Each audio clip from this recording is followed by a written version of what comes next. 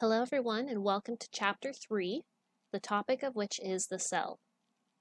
In Chapters 1 and 2, we discussed the different types of microorganisms that fall within the purview of microbiology, and we also discussed the tools and techniques that we use to visualize those microorganisms. In Chapter 3, we are going to delve further into the characteristics of those microorganisms, particularly their structural and physical characteristics. As we have this discussion, we're going to separate the discussion into two different parts based upon the two different types of cells that are recognized by biologists. You probably remember from a prerequisite course that you've taken that there are two major classifications of cells in the living world. Prokaryotic cells, or ones that lack a nucleus, and eukaryotic cells, or ones that have a nucleus. As we said in Chapter 1, cells of microscopic organisms can be either prokaryotic or eukaryotic, depending upon which classification of microorganisms we are talking about. Before we move further, I'm going to briefly summarize the other differences between prokaryotic and eukaryotic cells that you've learned previously, because the presence versus absence of a nucleus is not the only difference between prokaryotes and eukaryotes. While it is true that in prokaryotes, DNA is located in the cytoplasm, specifically the nucleoid region, and eukaryotes have their DNA stored in a nucleus, there are many other differences as well. For example, prokaryotes have a single circular chromosome, whereas eukaryotes have multiple linear chromosomes. Prokaryotes typically have few to no membrane-bound organelles or internal structures, whereas eukaryotes typically have many. In prokaryotes, the cell wall is made of peptidoglycan, whereas in eukaryotes, the cell wall, if it's present, is made of chitin, cellulose, or another material. And prokaryotes divide through a process called binary fission, whereas eukaryotes divide through a process that you have learned about previously called mitosis. So we're going to start our discussion off with the prokaryotes. And as we talk about the characteristics of prokaryotes, I want to remind you that 2 out of the 6 categories of microbes that we discuss in this class are prokaryotic. That is the bacteria and the archaea. However, when we have our discussion that follows, the descriptions that we give are going to be mostly focused on bacteria. And the reason for this is because bacteria are, well, first of all, we know far more about bacteria than we do about archaea. They're much more well studied, but also bacteria are far more important in human disease processes, and so these are going to be our focus. I'll remind you also that when we talked previously in Chapter 1 about bacteria, we noted that there are 3 main shapes that bacteria cells can have, and those were coccus, cells that are spherical or ovoid in structure, bacillus, ones that are rod-like, and spiral, ones that are a corkscrew shape. However, shape is not the complete picture of a cell's morphology. There are 2 different components that go into what we call a cell's morphology. There is the shape of the cell, but there is also the arrangement of the cells and the relationship that the cells have to each other when they are in aggregate form. Shape and arrangement are both important signifiers of identity for different species of bacteria. Shape is often the first clue as to the species of a bacterium. And so in the following slides, we are going to be taking a look not only at the shapes, but the different arrangements that those shapes can have. Out of the 3 different main shapes of COCCI, bacilli, and spiral-shaped bacteria, we're going to begin with the COCCI. When we're talking about different arrangements of bacteria, what defines the arrangement is the plane of division and the number of times a cell will divide before it separates from its counterpart cells. So here we have a single coccus bacterium, and 2 possible arrangements for coccus bacteria are called the diplococci arrangement and the streptococci arrangement. Diplococci is what you get when a single cell divides once, splits into two through binary fission, and then those two cells remain stuck together in this arrangement. Diplo means two, and so that's where the name diplococci is derived from. Streptococci is similar to diplococci in that there is a single plane of division, but it involves many more than just a single replication. Streptococci is an arrangement that you get when a coccus bacterium divides multiple times and the cells that result from those divisions remain attached in chains.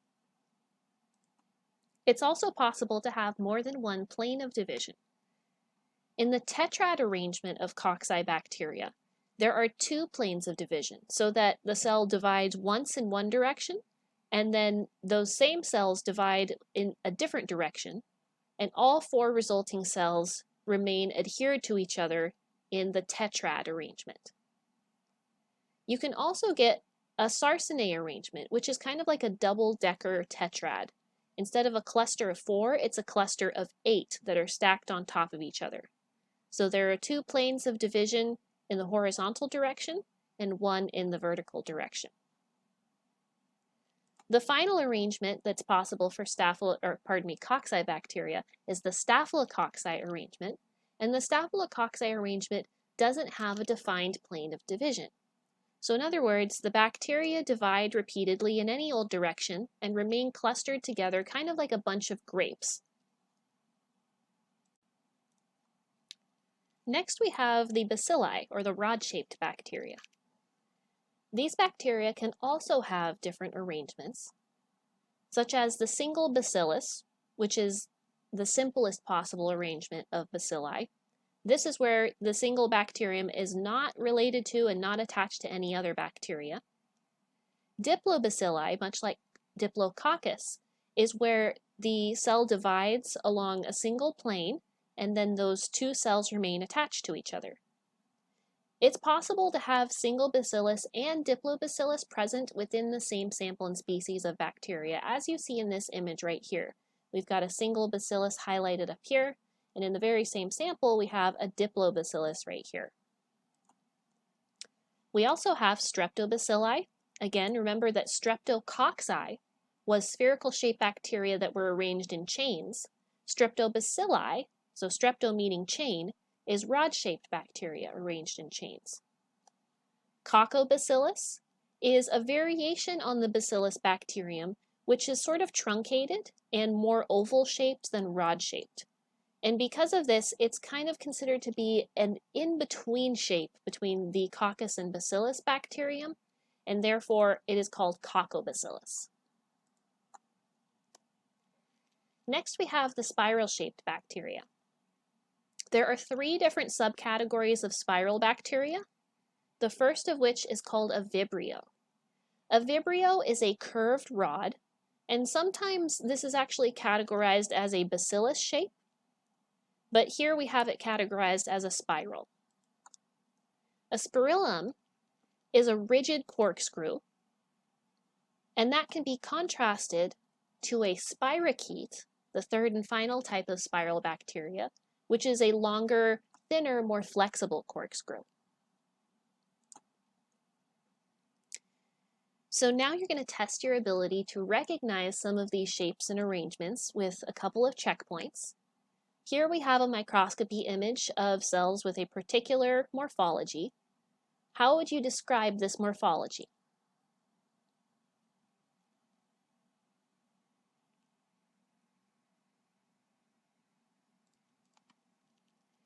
Next, we have one more checkpoint along these exact same lines. How would you describe the morphology of these cells?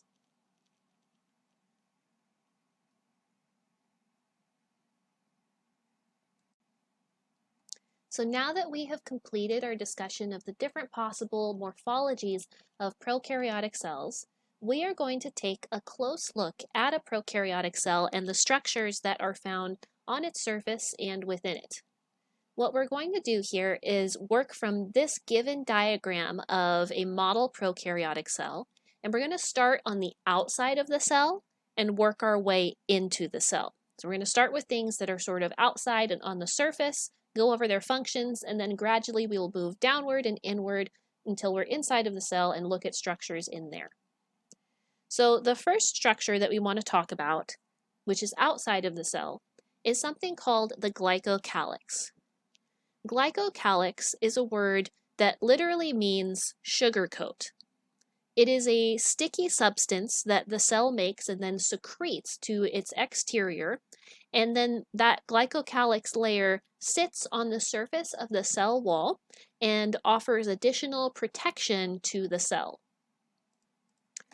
In the image right here, the glycocalyx is actually referred to as the capsule, pointed out right here. And that's because there are two different forms that the glycocalyx can take. The material that the glycocalyx is made of, the sugar coat, can either be well organized and tightly attached to the cell wall underneath, in which case it is called a capsule. It can also be disorganized and loosely attached to the cell wall underneath, and in this case it is called a slime layer. So both of these are two different types of sugar coats, but we can kind of think of the capsule as being like a sugar cube and the slime layer as being more like corn syrup. That's the difference in their structure. However, something that the capsule and the slime layer have in common with each other is that they both increase the virulence of bacteria that possess them.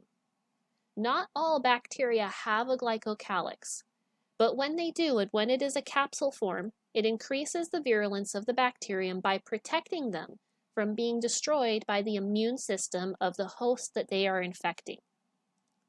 Bacteria that lack a capsule are less well protected.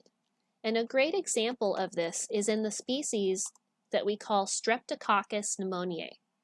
Streptococcus pneumoniae comes in two different forms.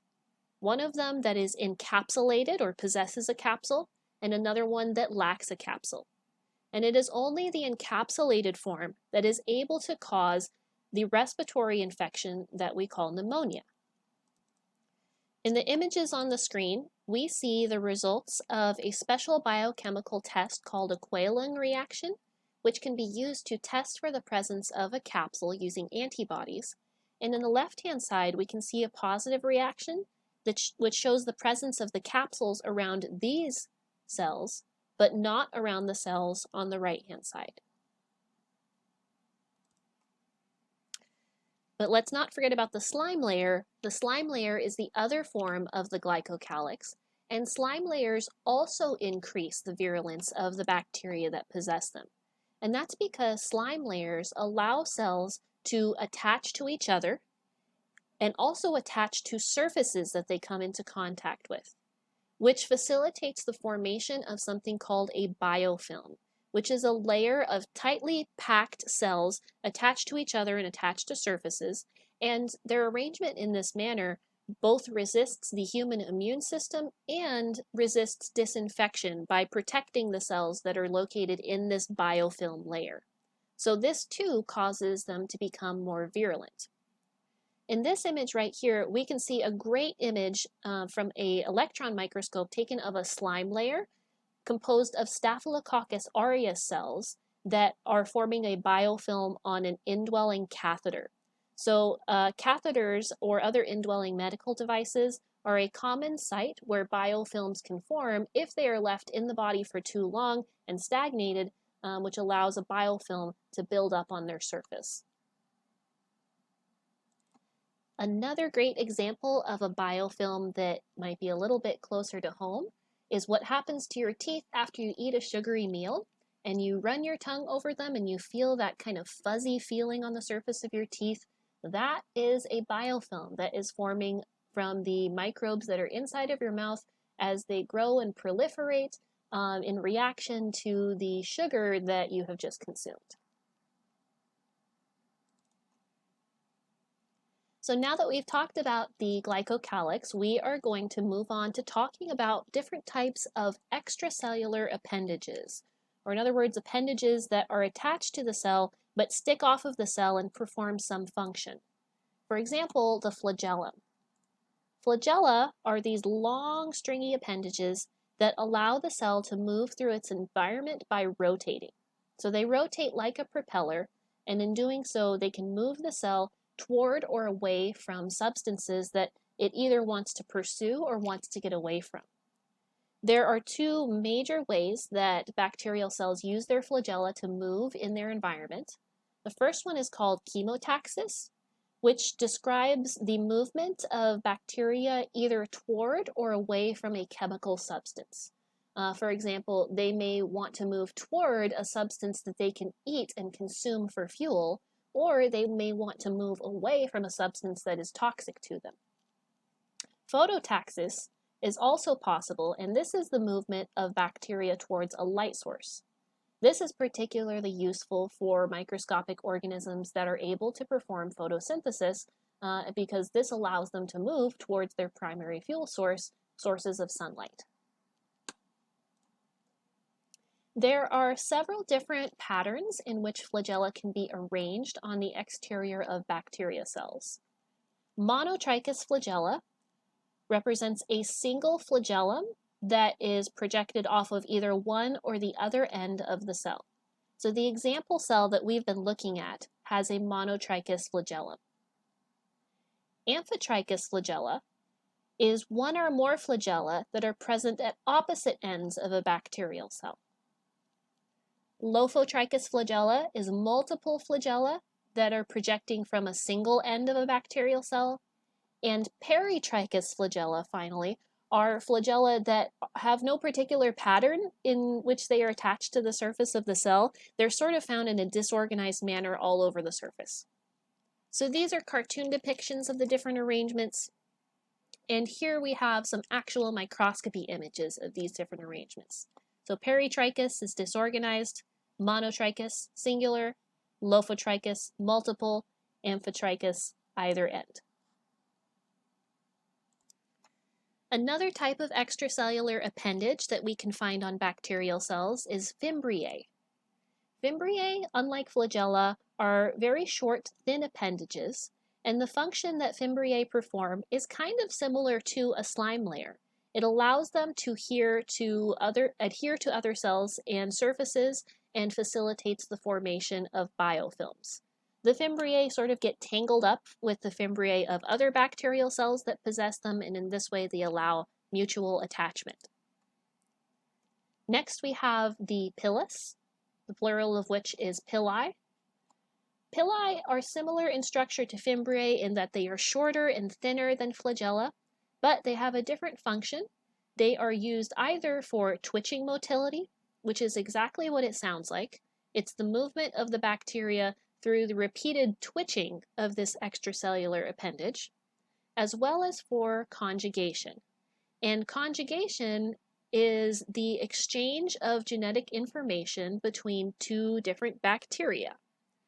Conjugation is where a bacterium will take its pilus and it will extend it and attach it to another bacterium and use that pilus as a tube through which DNA can be transferred from one bacterium to another.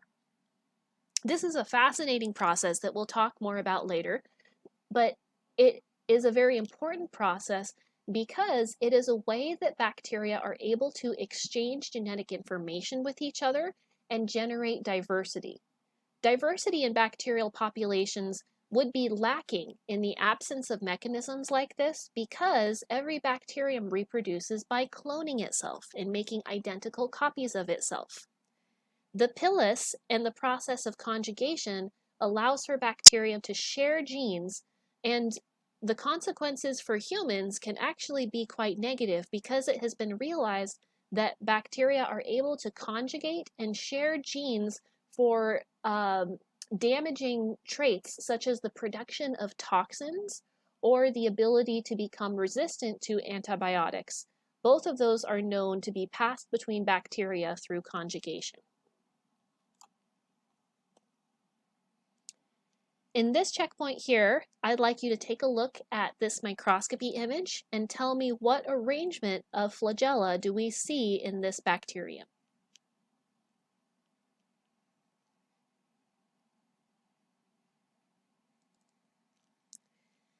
So now we're going to proceed even further down through the layers, and we're going to take a look at the cell wall. The cell wall is a rigid layer of material located beneath the glycocalyx when a glycocalyx is present, and on top of the cell's plasma membrane. Bacterial cell walls play a critical function in their ability to survive. They maintain the shape of the cell.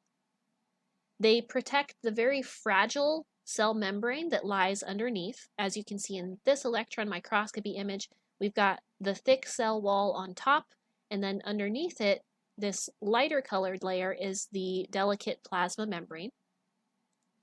Cell walls also prevent the cell from bursting by taking on too much water. Essentially, they are a barrier that prevents the membrane from over-expanding to the point where it would actually burst if too much water was absorbed by the cell. The cell wall prevents this. They also serve as the anchor points for flagella.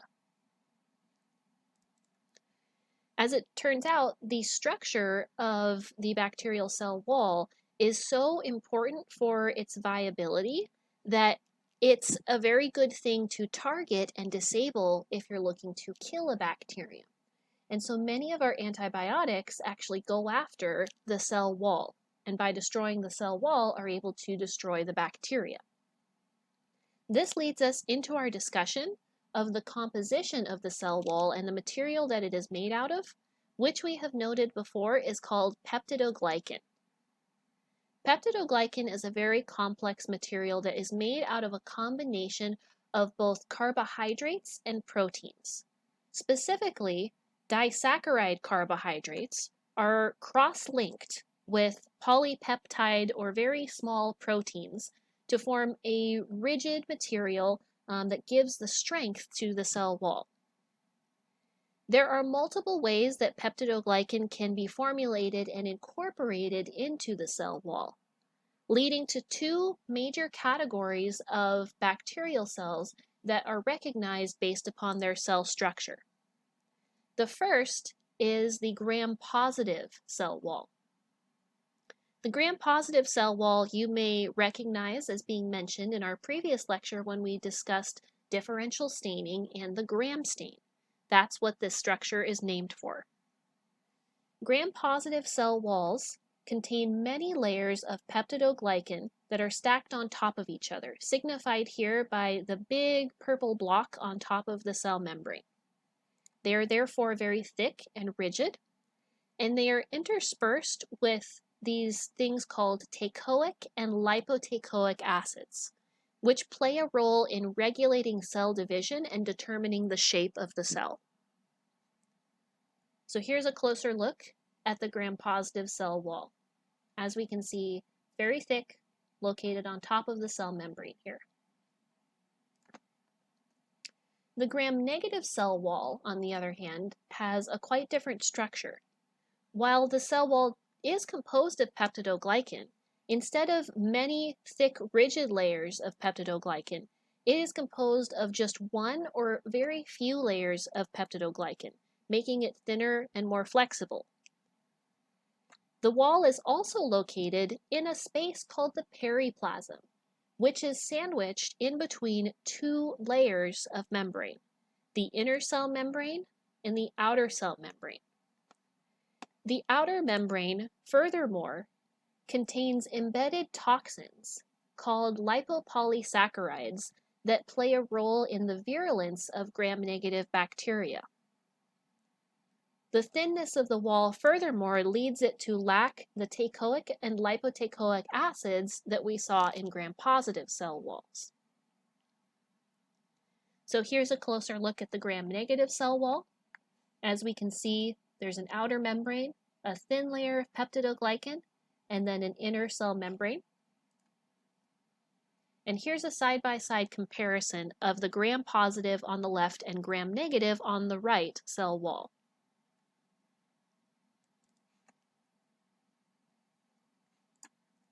Now in this checkpoint, I want you to do some brainstorming based upon what you now know about the structure of gram-positive versus gram-negative cell walls. Penicillins are a class of antibiotics that are most effective against gram-positive bacteria. The way that penicillins work is by disrupting the structure of peptidoglycan. Penicillins are not as effective against gram-negative bacteria. Based upon what you know about the structure of these walls, why would that be the case?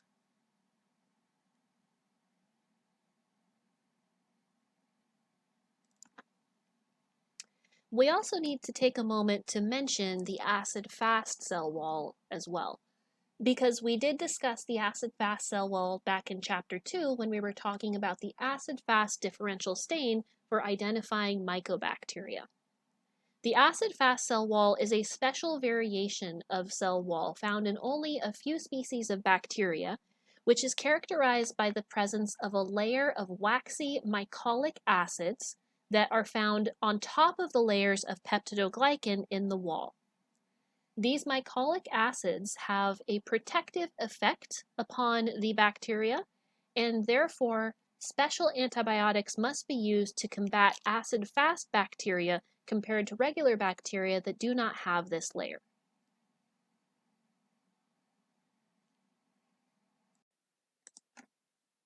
So we're going to continue to move further inward on our model of the bacterium and talk about what lies underneath the cell wall, which is the plasma membrane.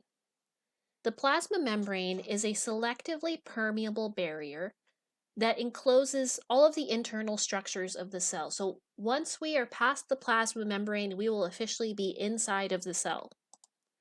The plasma membrane is composed of structures called phospholipids that make up the primary unit. If you've seen these before, it was probably in a prerequisite course, but just to briefly review what their structure is, these are a type of lipid that has a special phosphate head that has an affinity for water and fatty acid tails that repel water. And so the cell membrane is made up of two layers of these little guys that kind of look like two little armies of jellyfish that are facing each other, where the water-loving heads are facing outward towards the liquid outside of the cell, as well as the cytoplasm inside of the cell, and these fatty acid tails are commingling in here. We call this model of the cell membrane the fluid mosaic model because it indicates the flexibility of the cell membrane and the ability of these embedded proteins to move and shift around fluidly throughout these layers of phospholipids that are facing each other. The main role of the cell membrane is to regulate which molecules move in and out of the cell at what times. And that movement is performed by the proteins that are embedded in it.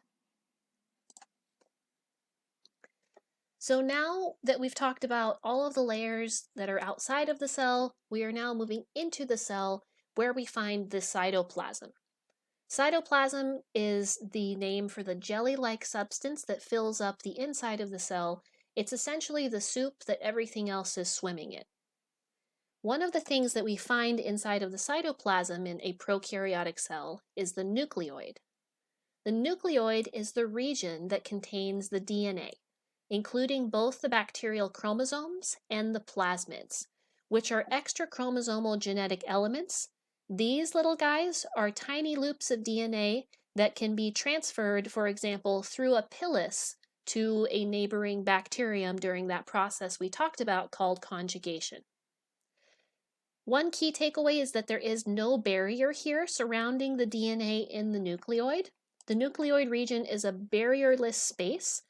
And to prove that to you, here is an actual microscopy image of a bacterial cell where its nucleoid region has been artificially demarcated with this dotted green line, but there is no membrane that surrounds it. The DNA is just free floating in this space inside of the cytoplasm.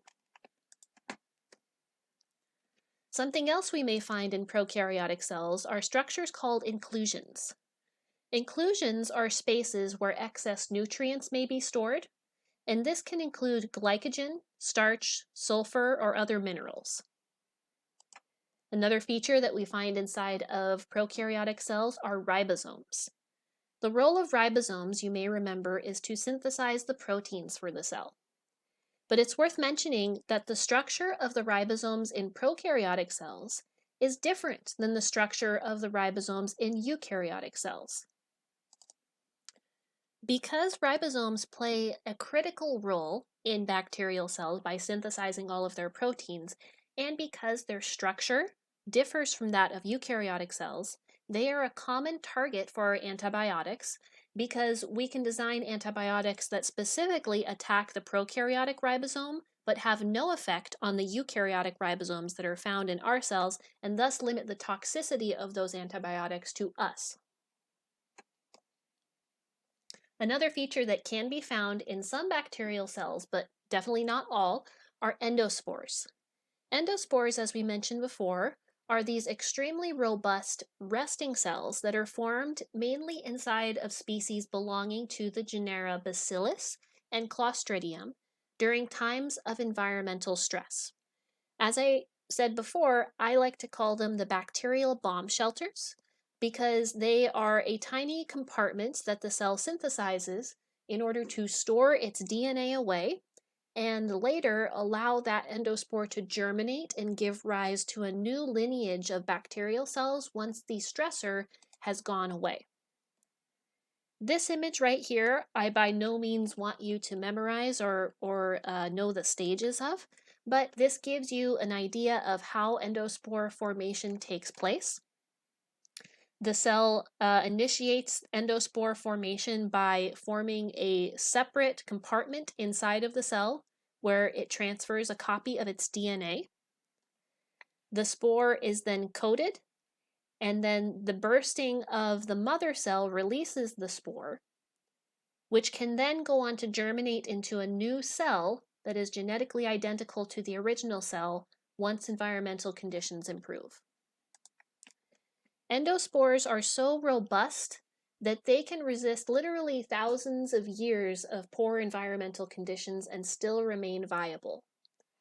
Viable endospores have been found and extracted from the skin of Egyptian mummies that are nearly 2,000 years old. And they've also been found in a 9,000-year-old sample of sediment under a lake in Sweden. So that gives you an idea of just how robust endospores are. So that completes our discussion of prokaryotic cells, which is actually going to be more involved than our discussion of eukaryotic cells will end up being. The eukaryotic types of microorganisms that we are now going to move on discussing are the fungi, the protists, and the helminths. Recall that viruses are actually acellular, so they are neither prokaryotic nor eukaryotic in structure. They are not made of cells at all. So when we talk about eukaryotic cells, we're talking about the fungi, protists, and helminths. Once again, we are going to start exterior to a model eukaryotic cell, and then we are going to move inside gradually. We'll begin by looking at extracellular appendages, which can include flagella or cilia. Like prokaryotes, eukaryotes can possess these long, singular, thick strands called flagella, which are used for movement. But these flagella are structured differently than the prokaryotic flagella, and they also move differently. They move in a whip-like fashion rather than a propeller. Cilia are shorter and more numerous appendages that are found across the surface of a eukaryotic cell, and they too are used for movement. Eukaryotic cells can also have a cell wall. The cell wall, however, is made of a different material than that which is found in prokaryotes. In algae, the cell wall is made of cellulose. Fungi have a cell wall made of chitin. Protozoa and animal cells that are found in helminths both lack a cell wall. Other noteworthy features that are found inside of the eukaryotic cell include ribosomes, which generate the proteins, but again, their structure is different from those ribosomes that are found in prokaryotic cells. They also have a nucleus, which is a special dedicated membrane-bound compartment that contains the DNA. And of course, they have cytoplasm, which in the same fashion in prokaryotic cells, that it's just the jelly that fills up the inside of the cell. That's the role of the cytoplasm here. Eukaryotic cells also have a host of other intracellular structures that are bound by membranes, from the rough endoplasmic reticulum to the smooth endoplasmic reticulum, the Golgi complex, peroxisomes, lysosomes, mitochondria, and for the most part, a detailed discussion of these structures is going to be beyond the scope of what we're doing in this chapter. Instead, we are just going to focus on and highlight two of these intracellular structures, and you'll see why in just a moment we are focusing on these two. The first one is the mitochondria. Mitochondria are the sites of a process called aerobic cellular respiration that we will be learning about in our subsequent chapter. And this is where the majority of the cell's energy molecule, called ATP, is produced. Mitochondria are often referred to as the powerhouse of the cell. On the other hand, chloroplasts are a similar but different intracellular structure that are found in only some eukaryotic organisms, ones that can perform photosynthesis. Algae and protozoa, not all but only some protozoa, contain chloroplasts. And the role of these organelles is to generate energy by absorbing sunlight.